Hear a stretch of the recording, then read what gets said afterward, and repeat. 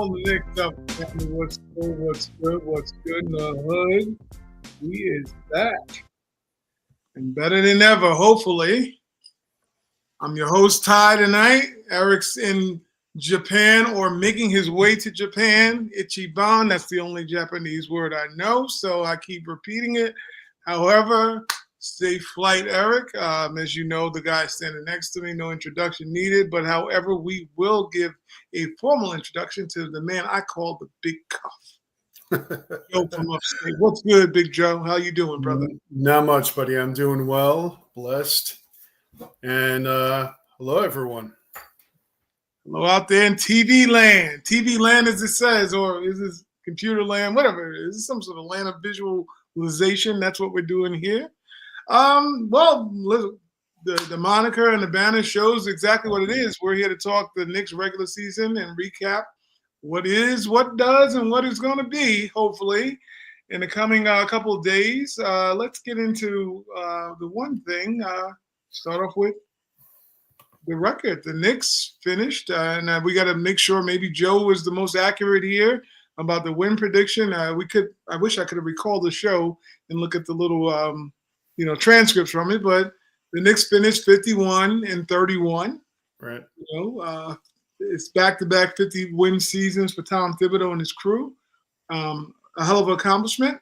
And we're going to do a show a little bit different. We usually do the harking in on Tom Thibodeau and the negativity about the Knicks and all this other stuff.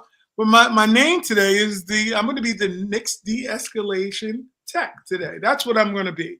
I'm going to talk about the positive things and have a Usa moment about reflecting on this season that it saw the Knicks actually finish with a great record. I mean, I think that might give us some karmic propulsion through the playoffs and get to those outcomes we want to see. Yeah, because, I just felt like we breathed death. And they always say the difference between death and life is in the power of the tongue. And we have been killing Thibodeau for a very long time. Yeah. As well as killing the Knicks players. And, once in a while, as the old cliche goes, you got to start giving people their flowers. So we're going to make this like a florist, edible arrangement, whatever you want to call it.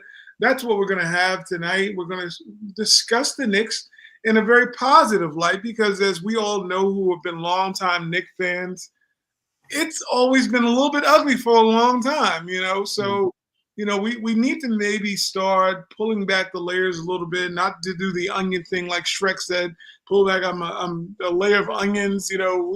We do need to start talking about the growth of this team and this franchise, a franchise that we saw for decades on end, kind of wet the bed and maybe hit the bed. I mean, put the S in front of hit. That's probably what has happened for most of our viewing pleasure as a Knicks fan. We've had Stan Van Gundy come out and say that the Knicks are basically fair weather fans, that we don't show up and show out unless the team is successful. Well, we'll find what kind of narcotic testing they have to do to be a broadcaster about NBA basketball, because clearly Stan is just grinding an axe that he's always ground about the New York Knicks and Madison Square Garden due to his brother. You can't take him as a legitimate source of information when it comes to the Knicks. But there was a wrestler, who was it? I forgot. Gorilla Monsoon used to use a thing, a term called. Yeah, it's going back. That's what I'm throwing back. I'm old. I'm a little older than most. Gorilla Monsoon used to have a quote. He says, "A fountain of misinformation," because that's what exactly Stan Van Gundy's acting like, a fountain of misinformation. So he's like the Teddy Blassie then of like basketball. See, we some old heads up in here. You don't know. That was Gorilla Monsoon used to say was the fountain of misinformation all the time. Yes, sir. Yeah, that's when the golden age of wrestling. I grew up on all that stuff. It's so good. But, we're looking at a Knicks fan base that has seen, a lot of turmoil. It's just what it is. A lot of unsuccessful years, although we've been dedicated fans. Now we're in the greedy stage of our fan base, our fandom, I should say. We're at a point now where we want more. We're smelling titles. We want to hold a trophy now. And I think when thinking that way, albeit it's a little bit desperate. I think the thing that we have to do is say, this is a patient person's game. When you look at Boston winning their first title, this has been a work of, I think, about approximately 8 years. The Yeah. same thing in Denver, Jokic winning his first ring. That took 5 to 6 years under Mike Malone. None of these things, even the big three, the supposed, well, we'll get into a little bit about the big three that doesn't exist according to LeBron's boy. But Miami, we saw them sputter out the gate and couldn't win the first year that they assembled that team down in Yeah. Miami with LeBron, Wade, and Bosh. So we're right here now. We're kind of doing a little bit of the cart before the horse, I think, as Knicks fans. We're seeing the success from the prior season, which was golden with a depleted team. And now you add big names like Karl Anthony Towns and big names like Mikal Bridges. And given the success that we had prior, we're expecting to just be overnight juggernauts. And when you know one thing about NBA basketball, if you watch it long enough, it's such a process to get to a title. It's never easy winning a title. So in thinking about that, I just wanted to reflect and get your feels on looking at a 51-31 record. And we're looking at a Knicks team that went from, in the last 5 or 6 years under the Rose regime and the Thibodeau regime, we saw different iterations of success with the team. We had one setback year, I guess you would say, but everything else has been on the up and up and moving towards a great trajectory of upward motion. So we're looking at this now. We're 51-31. Should Knicks fans and the Knicks fan base and people who cover the team, should there be less crying now? Should there be more happiness in Gotham City, knowing that the Knicks do have a legitimate team for once? They're very professional. They're very supposedly coached, whichever way, whatever side of the coin you're on the coaching. But needless to say, this has been a successful season. What is your thoughts on that? Wow, that is quite the intro, and I'm trying to find the appropriate place to launch off on it. So I'm going to go back a little bit and tell you a little bit about my relationship with Eric and Ty, who, it's an unusual friendship. I've been talking to these guys since 2010, so 15 years I've been talking to them about the Knicks. Eric I've met once in person, Ty I've never met in person. Yet, if you were to ask me who some of the friendships I have that are most valuable to me, I would say both of them. And we've talked over the years about the Knicks, and in that entire time, we've had 150-year season. If you are to take the last 2 years and put them to the side. Mm-hmm. So we have dealt with frustration, with hopes, and thoughts that things were going to turn around and we were going in a positive direction, and then seeing them smashed and commiserating online and just kind of going back and forth with each other all these times.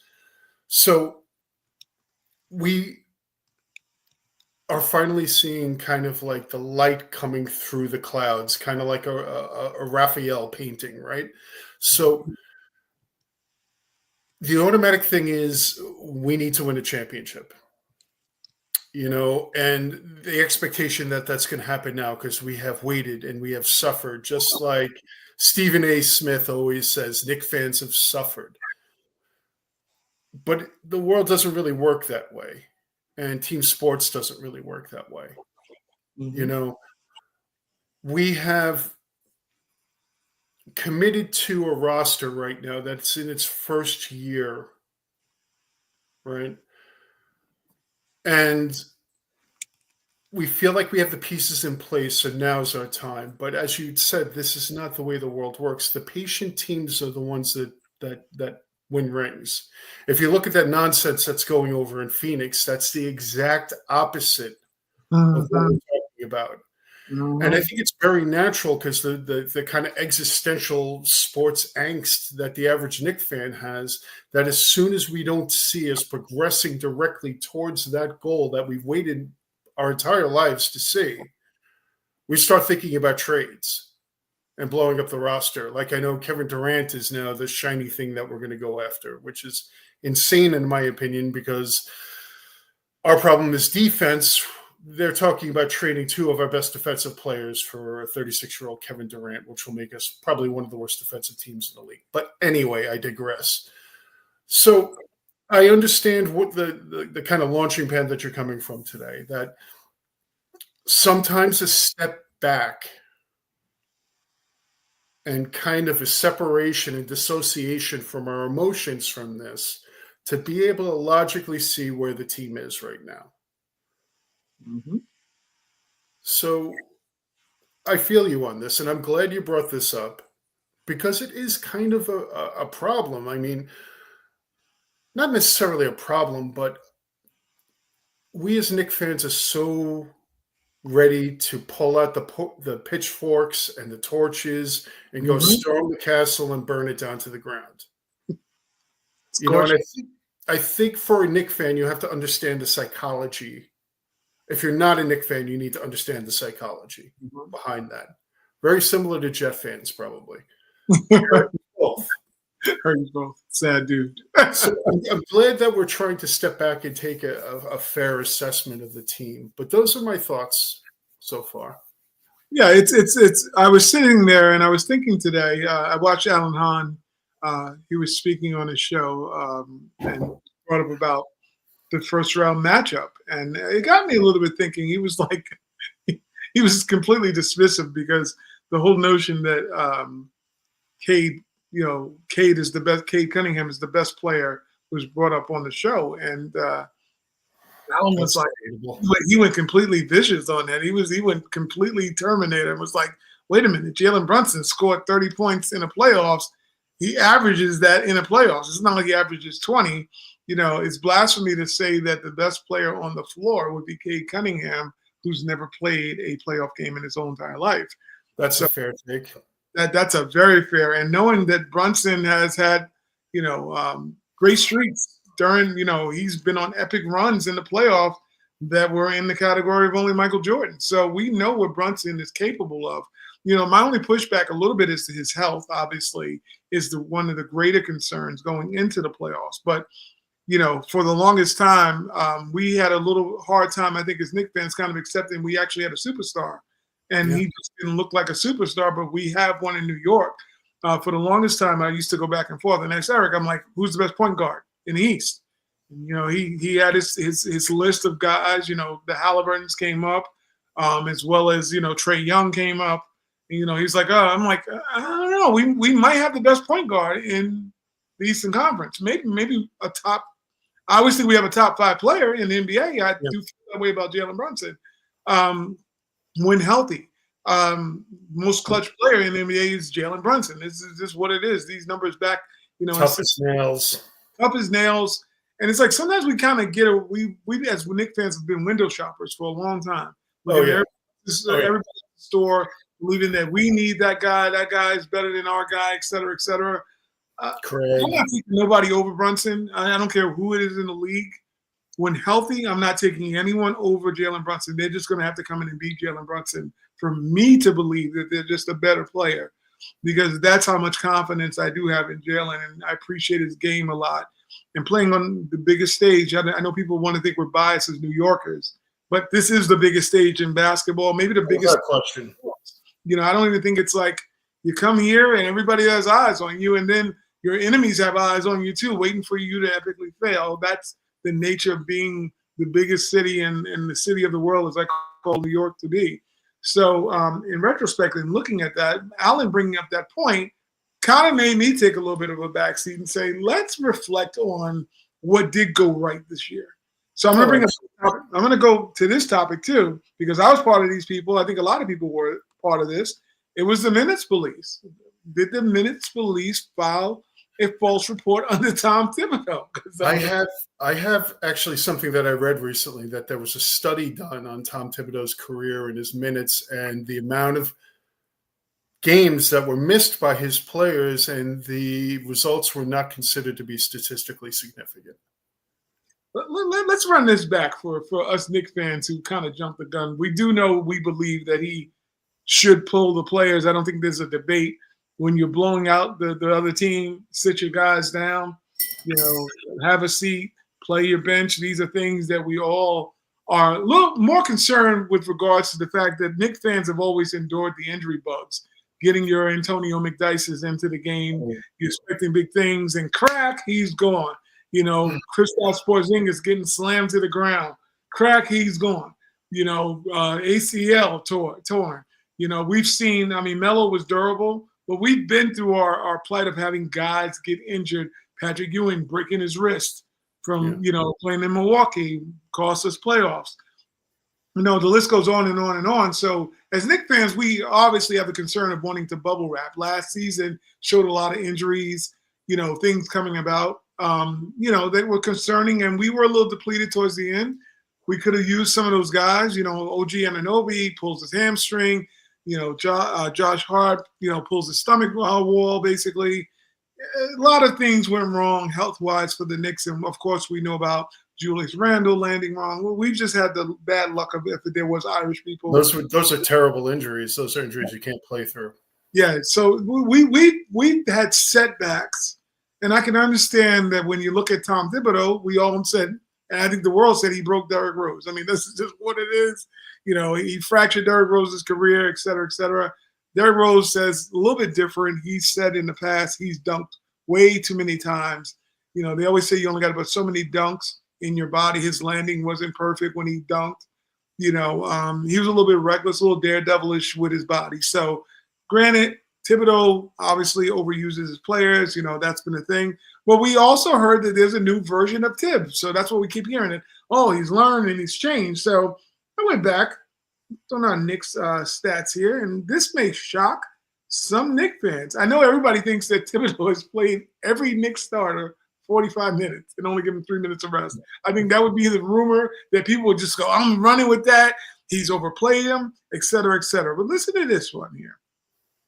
There is not one Knicks starter that exceeded 37 minutes a game. There's not one. In fact, I'll go down the list. The minutes average, Jalen Brunson, 35 minutes a game. Karl-Anthony Towns, 35 minutes a game. OG Anunoby, 36 minutes a game. Mikal Bridges, 37 minutes a game. The only guy, which should come to no shock as anyone, who teeters on being near the 30-minute mark is, of course, Josh Hart.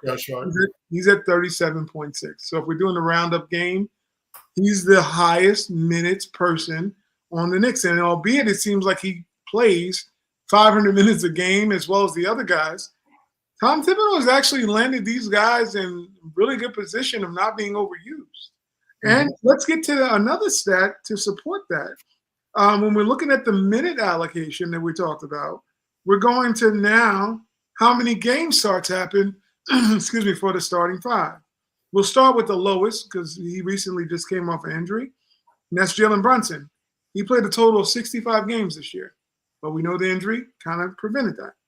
So we're thinking, probably, I know Cat missed a lot of games. I know people are thinking Cat missed a lot of games. Karl-Anthony Towns played 72 games out of 82 games. We go to the guy who everybody talks about. They go, oh my God. They're worried about him because every time he falls, we need life alert. We want to bubble wrap and all this other stuff that comes out. OG Anunoby has played 74 games this year. He's really put together a career season. Yes, he is. He has absolutely done that. And then we go on to the Iron Man. No Tony Starks here, but we know he's still the Iron Man. Mikal Bridges played, obviously, all 82 games. That should come as no shock.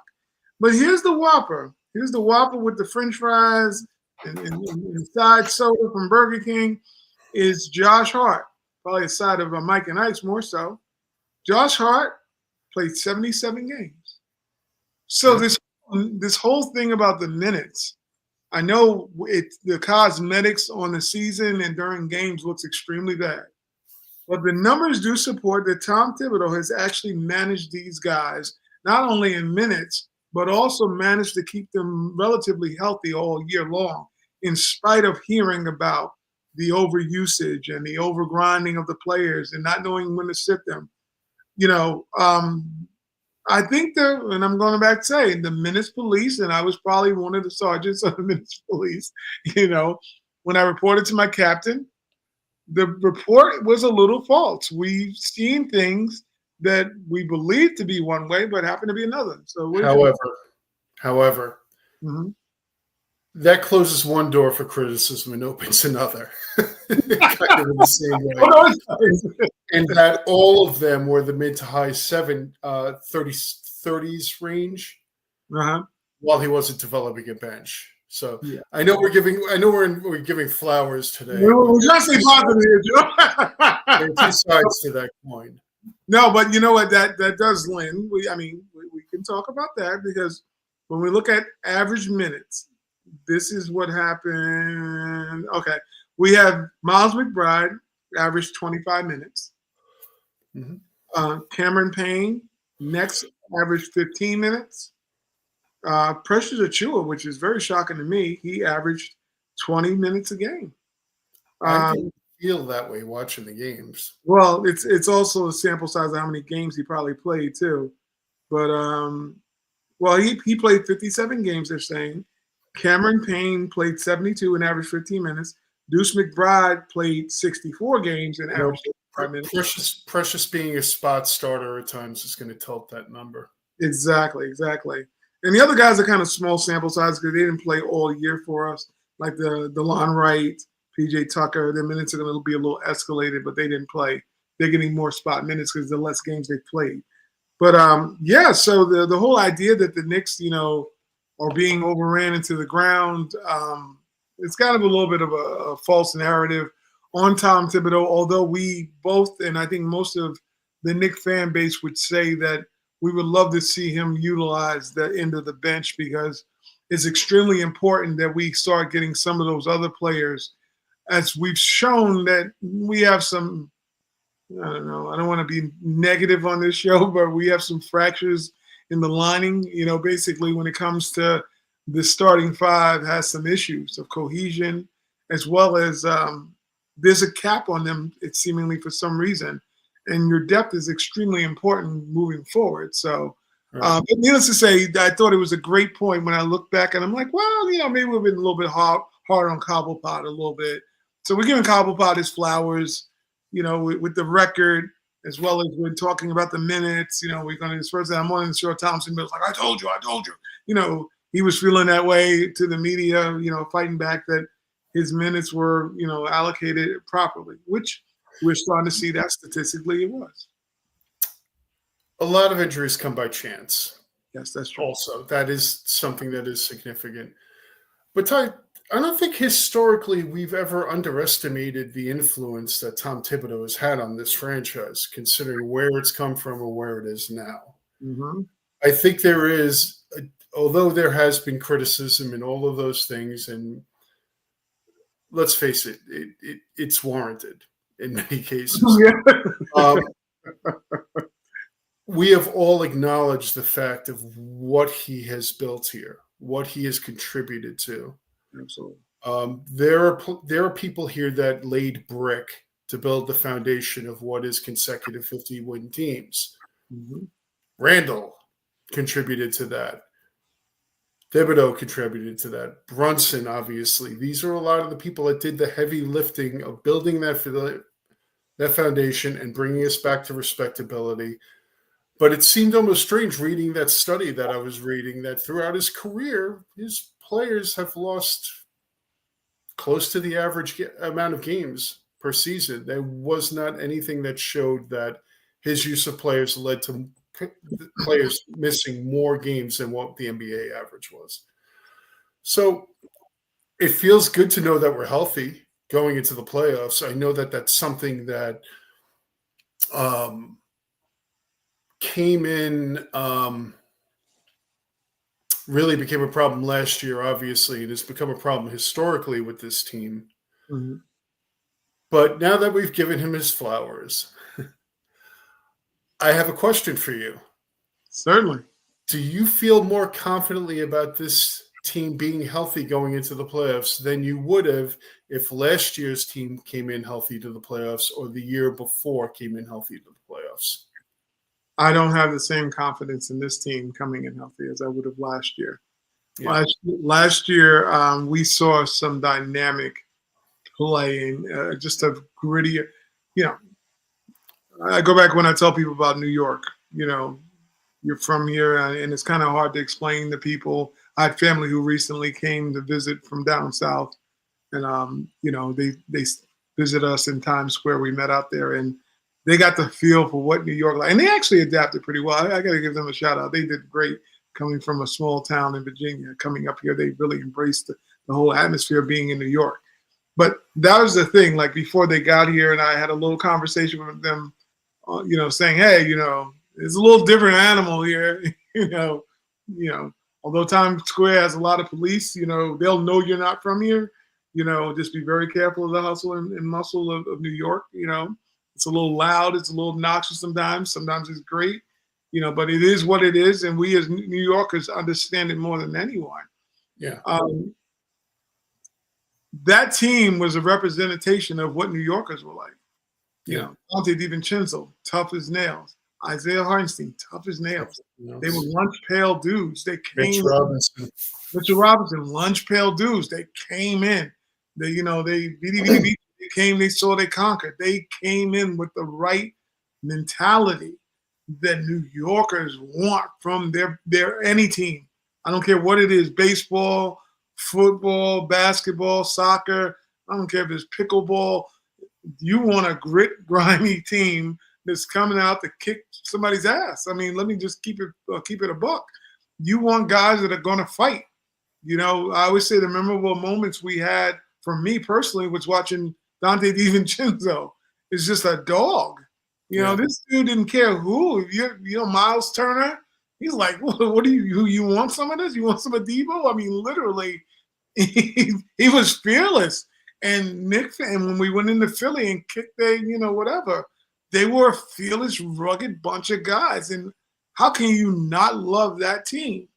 We move forward to this team, and my confidence is the same kind of confidence I had probably from a Mike D'Antoni team, in the sense of we knew there was offense and they were being a finesse team.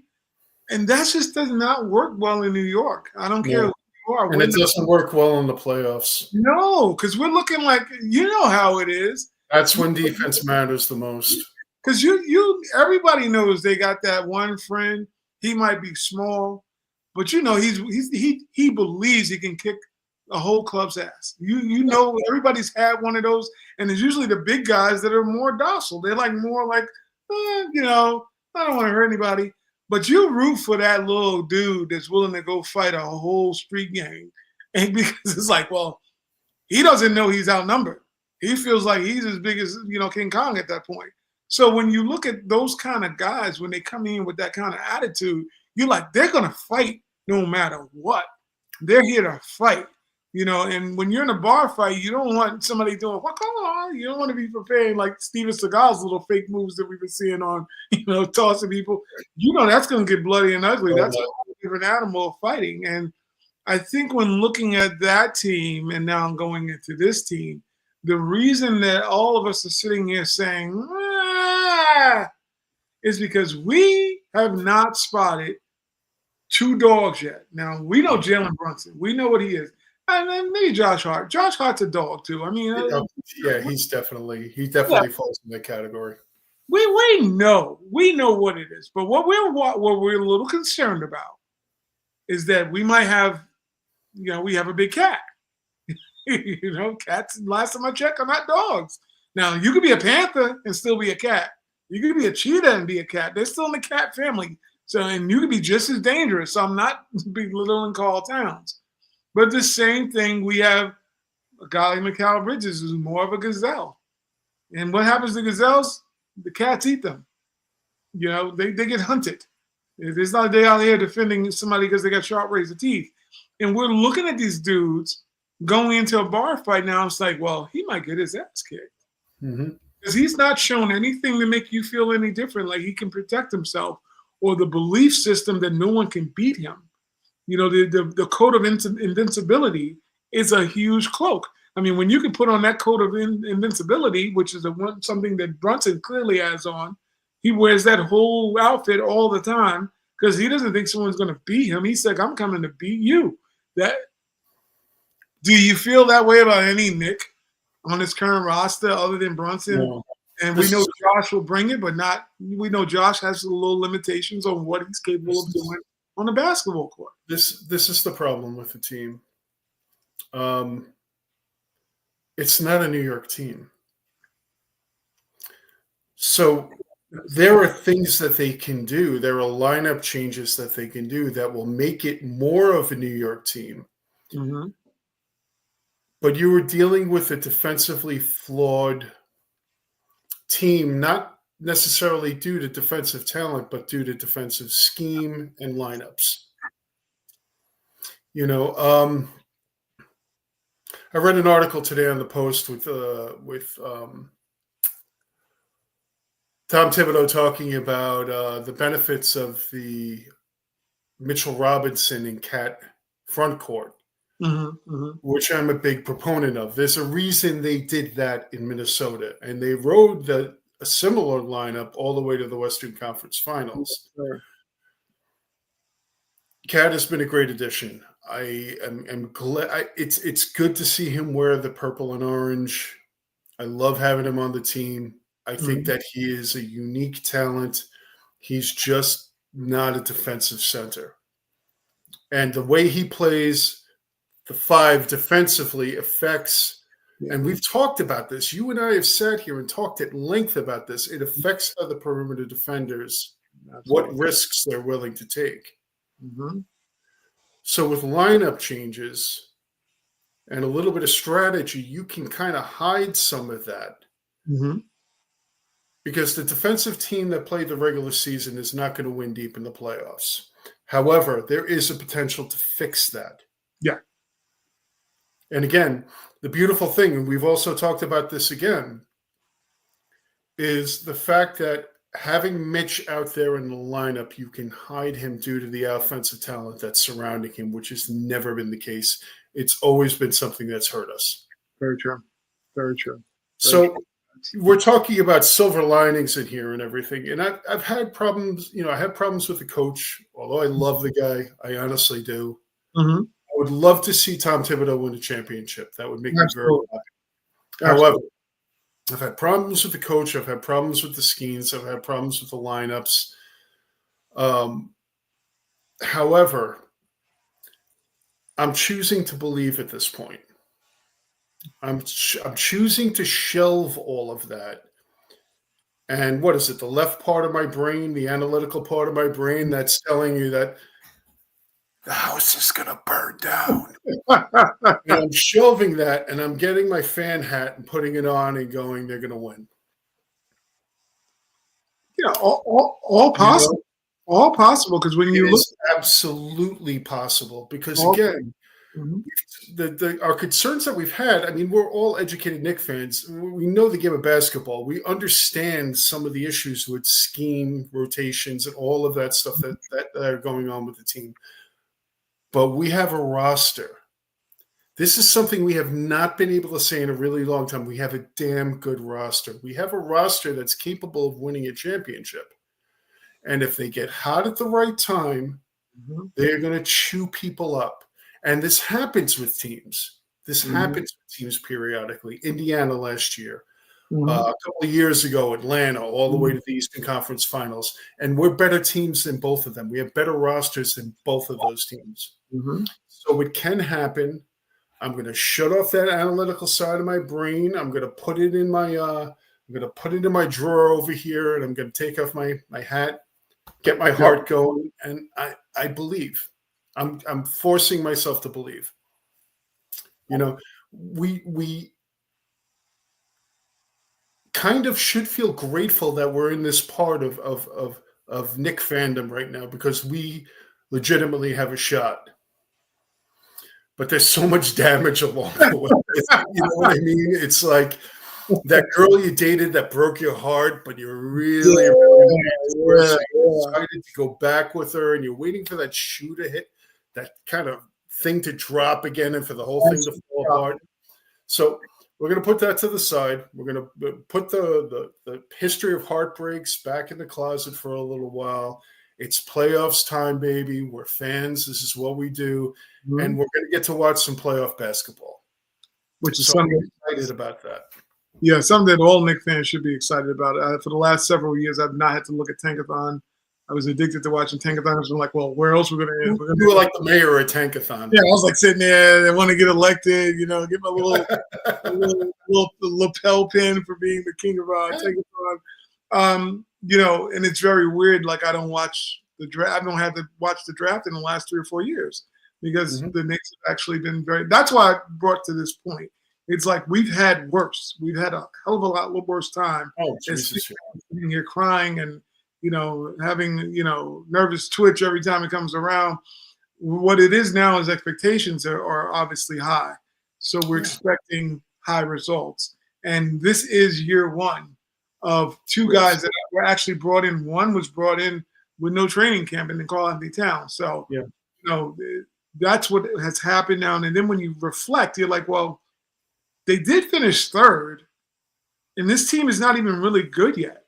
Because Yeah. that's the way I kind of look at it. Like, they're not really good, and they finished third.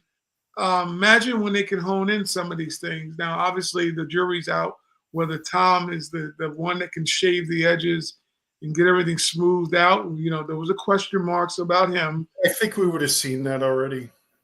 Yeah, I don't think he's capable of it. I mean, that's just me holding out hope, but hope don't float sometimes. I just think that he is what he is as a coach. If he had an assistant, it's sort of like Mike D'Antoni. We knew what he was going to bring offensively. We know the defense was going to suffer. He wasn't going to be able to change it. If there's going to be any paradigm shift in what we see on the floor, it's going to be player driven. Yeah, well, that's the only thing. And I brought up earlier today, or it might have been later yesterday, or might have been earlier today. I'm not quite sure. Amongst the group chat, I said, the one thing is that there's scenarios where the Knicks can win, but it does require a couple of adjustments. If you make a couple lineup adjustments that I think we all, if you got a set of eyes on you, even if you got one eye and it's crossed, you can really see that it makes sense to put Josh on the bench and start Robinson, especially when none of these games are going to be back-to-back games. And you roll out the biggest lineup you can and make another team match it. That Especially is your with this matchup. that's your what you call it. I'm going to bring up this subject here to move it a little bit forward. I call it the X-Men factors. I'm bringing up a couple of guys' names here. Landry Shamet being one, and Mitchell Robinson obviously being the next. We all know where Mitch brings. We know we've been thirsting to have him in the lineup. We know how vital he is to this coach and things that he wants to do. We also are learning with Karl Towns at the 5, much like you mentioned before, how important Mitch is to the other guys on the perimeter that are offering defense and allows them to kind of freelance. We've seen OG Anunoby rank, when that dude's cranked up, he's maybe the best defender in the NBA. When his battery's in his back, that dude is legit. He's a star. I think for the first time since the Cleveland series, we have an understanding of Mitchell Robinson's value. Absolutely. We're seeing where this guy, what he brings. Even in the Boston game, I'm like, who was the guy who stripped Tatum? Oh, it wasn't none of those wing stops. It wasn't Buffalo Wings and none of those stops. What it was Mitchell Robinson on the perimeter stripping Tatum. Tatum couldn't go anywhere. And we're like, well, damn, that dude has him locked up, because that's exactly the specialty of what Mitch brings, just that gritty toughness. He is the toughness that New Yorkers like, that grittiness. Mm-hmm. Mitch embodies all of that. So when seeing him actually go out and show out in that game, I'm like, they need more of that. The KP open 3, they need that dude on the floor, because clearly he's not trying to let KP eat at his buffet. He's trying to shut down the whole store. So when you want that guy somewhere in your starting lineup, just to add that element of toughness that is completely missing. Mikal Bridges is more of a finesse defender. He's going to gamble a little bit. Uses length. Yeah, you allow a guy, and Mitch is a big guy. So you can imagine having him in that lineup. It just kind of puts a better balance of a starting 5. I think people don't value the elements of how the starting 5 has to lock in, and the cohesion is very important. Like Josh is a replication of Mikal. He's a replication of Mikal. He may be doing it even better than Mikal, given the kind of minutes he's getting and also the kind of attention he's getting because he's getting the ball. He's receiving the ball in Mikal. He's not being ran for him either. I'd like to counter actually with the idea of actually bringing Bridges off the bench, because he brings offense to the second unit. That wouldn't be bad either. That wouldn't be bad. I actually like that option more. Well, you know what? That's not the worst option. I'm not going to disagree with you on that. I just know one of those guys have to go to the bench. If it's McCall, it makes even more sense because he is a legitimate starter, offensive starter in this league. Imagine that's your bench depth coming in with which for me, I always thought I envisioned, but well, I know I'm not the coach of the Knicks. My vision was that McCall, Shamit, and what's his name? Precious? No. I call it Campaign. The Notre Dame logo. That's what they say it looks like when he shoots. The Notre Dame logo. Once you see it, you will never unsee it. That's what I'm going to tell you. You look at that logo, you're like, that is exactly what he is. When you look at, I thought because of their relationship in Phoenix, that you would put those guys together and let them work. Could you imagine the offensive output you can get from Shamit? I call Low Down Dirty Shane. That's what I call Low Down Dirty Shane. Along with, say, you put Precious at the 5. Say you have McBride, and then you have the speed lineup. They're going to get up and down the court. Why would you not? That's a juggernaut bench when you think about utilizing it that way. You know, Josh fits in no matter where you put him. No matter where you put him. He's a skeleton key on the Knicks in that sense. Well, you're balancing your assets out. You have enough scoring, really, in the starting 5 right now between Anunoby, who's proven himself to be a very, very nice third offensive option, and you have Bridges and Brunson. You don't need more scoring in that first unit. Now, what it also does is it splits up. You have a defensive perimeter stopper in the second unit. Mm-hmm. All right, somebody that you can put on their best player, and Mikal Bridges will eat up the best offensive player coming off the bench on any team in the league, probably. Absolutely. You know, you look at I would counter even more than Campaign. McBride, Shamit, Bridges, Achua. I mean, you're talking about a real bench and a real 9-man rotation. You know, it's fixable. This whole thing about us not having a bench is fixable. It's about who is going to tell somebody else they have to go to the bench, because this is Tom's stubbornness right now. Or whether, I don't know if it's from the front office saying, look, we gave this guy 5, we gave up 5 picks for him. You have to start him. I don't know what the mandate is with Cal Bridges. But for the betterment of the team, I think it would go over better with Hart than Bridges. I think Hart would take it better. Oh yeah, Hart. Josh don't care. Josh just wants to win. He don't care where you play him. He's going to do whatever Tom Thibodeau tells him to do. He's that kind of player, and he would do what's best for the team. Now, I agree. I think there'll be some pushback from Mikal having to go on the bench. I don't think that's something he would. He's coming up on contract, and Hart's as well. You know, we hearing about. We brought up Phoenix a little bit, not to go completely over to the land. Oh, Jesus, that's a mess over there. But look at what was asked of Bradley Beal. Chris Hayes brought it up. Who knows? Who knows the acts of Bradley Beal that he kind of played a role of Drew Holiday on the Phoenix Suns, similar to what Drew obviously did in Milwaukee and what we seen Drew do in Boston. You know, he only got 2 rings doing it, you know, doing his job. And Bradley Beal was like, from what the sources are saying, was like, hell to the no. Don't compare me to another player.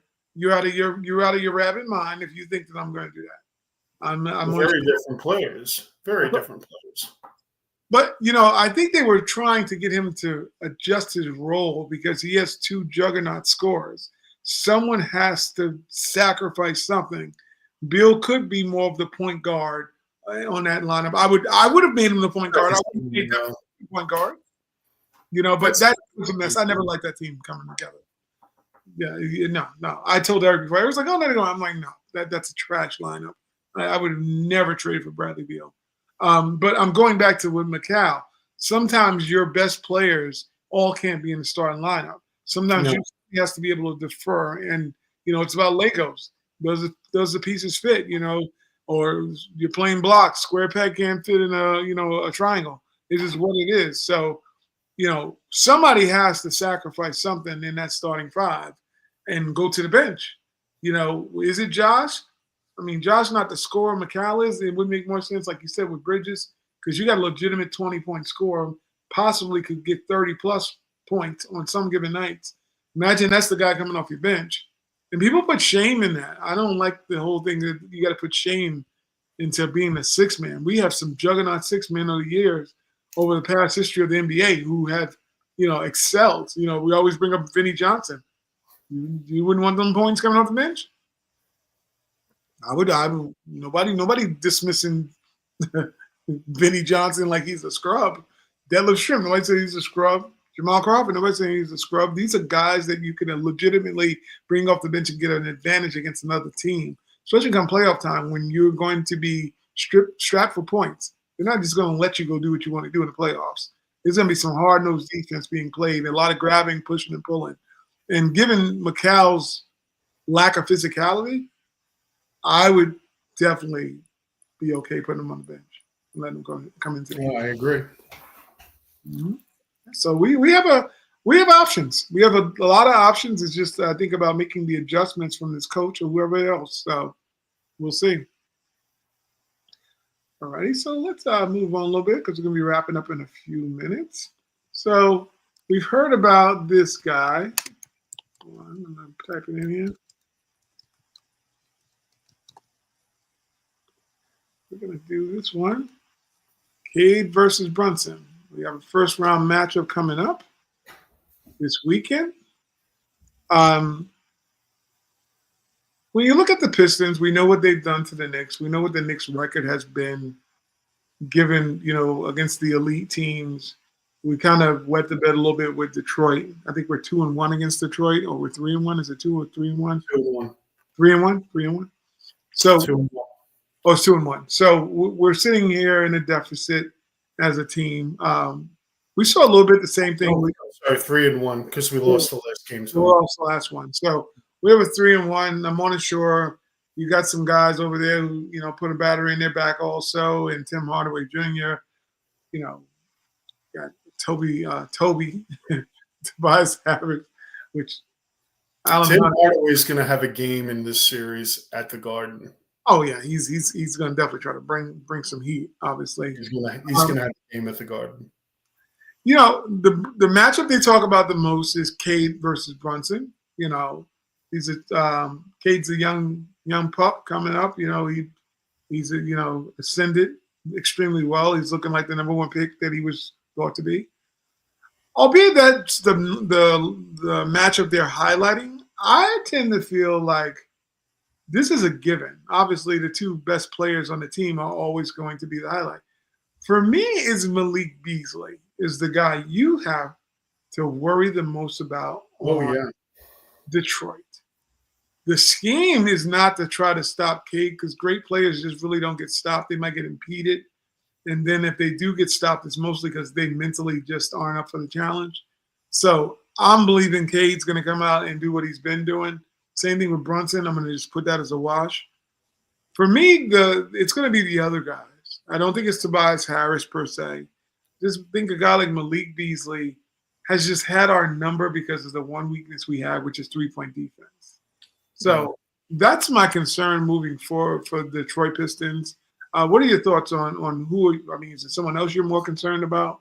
Or there's not somebody more that I'm more concerned about necessarily. I'm concerned about Detroit's ability to out-tough us in the paint when Towns is our only option there.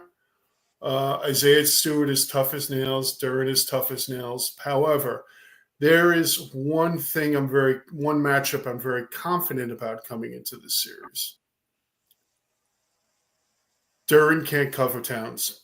Towns is going to eat his lunch. The kid's got a lot of good qualities, Jalen Duren, but he is not a defender. The kid does not play defense. Towns is going to get whatever he wants off of him. Absolutely. The Knicks have, in my opinion, and this is no slight to Cade, the Knicks have the best two players on the floor. I know people don't talk about that, but they can knock it. Like I said, we're not window shopping here. We're talking about what's in our store. You have two legitimate all-stars. Both guys. They have the better roster flat out. It's They just have the better roster. It's not debatable. yep. The Knicks question mark literally is what we were talking about, the grittiness of the squad, not Right. being won by the grit of the game. And I think the guy who kind of set a little bit of the tone, the guy called Peanut Butter and Jelly, PJ Tucker, the one thing I did like about what he did was he was just hitting anybody. He didn't care who it was. He was just out there tackling people to let them know, you know what, they can bring me in. I'm willing to knock the hell out of you.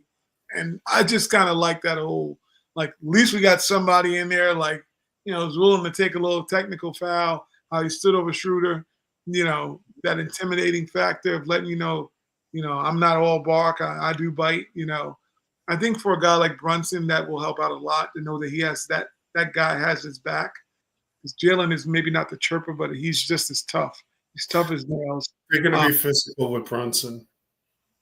And the Knicks need to retaliate. I think that's the thing that we need to see from a Mitchell Robinson. To see But from is PJ going to see the floor and have the availability, the opportunity? You might see it with binoculars. We never know what this goes. It's like, PJ, you see it? Yeah. That's on the floor he's going to see. I would love to see it from a guy like Precious Achiuwa. He seemed to at one point bring that type of toughness last year.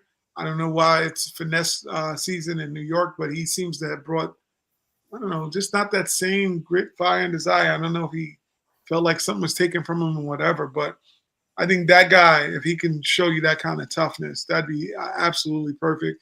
I wish Huck Porty was playing because I think he could give us that kind of intimidation factor on the floor. So.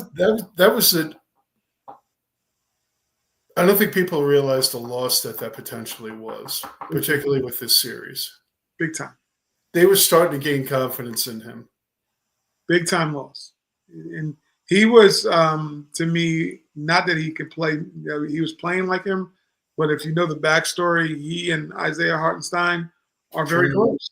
And Isaiah trained him and told him about what to expect in New York and what type of game to bring. So we are seeing that. We were starting to see those things from him, and if given more availability or touches, Tom's got his way, but I think that was vital if you could have developed him. I mean, granted, he got injured, but that type of player to me would have been better than Precious Achiuwa to give him those minutes and let him eat and feast in the paint and offer that intimidation. Because he's the kind of guy I think would knock somebody down and never look to put his hand up to pick him up. Something. If we keep Tom Thibodeau as coach, and this is our model going forward, we need that second big. Big time. We need that second big. For a Tom Thibodeau team to function at its optimum capacity, we need that second big. We need to play Towns at the 4, and we need to run the center position the way Tom wants to run the center position. Yeah. He's been successful with it. And that's been the biggest thing we've missed this year. Is the center position. Big time. And it's important to this coach. It might not be important to the rest of the league, but if you keep this going, you got to start giving him some of the weapons that he utilizes the best to his ability to kind of fit his style. Right now, the Knicks, this team does not fit a Tom Thibodeau mentality, in my opinion. He's got some players, and the rest of them, I don't know. You got to push them to get kind of that way. Some of it's just personality. It's just what they are. They're not rah-rah, rugged type dudes. They'll give you everything they got, but it's just not in the way that you may want it to appear cosmetically. They are not those dudes. So it's like the guy that runs power equipment at a construction site driving a Lexus afterwards. Not getting the seats all dirty. And I'm going to smudge this thing. Leave my fingerprints everywhere. Yeah, we need those kind of things. But, like I said, caught up on the rear view mirror. Yeah. Well, look, we have a couple days. The Knicks hopefully rested. I think these guys are doing their usang and getting mentally prepared. Because to me, it's not the physical thing that I'm more worried about as far as them getting that kind of rest. I hope they spend this time getting mentally focused on going to war. Yeah, because that's what we need to see. Some dudes that are kamikazes right now going in and leaving it all out on the floor and not acquiesce into playing a certain finesse style. So that's what we're hoping and wishing for the Knicks. As we know, the Knicks play the Detroit Pistons on Saturday, 6 p.m. I think it is. So we're, all as Knicks fans, let's keep hope alive. I think we'll do great.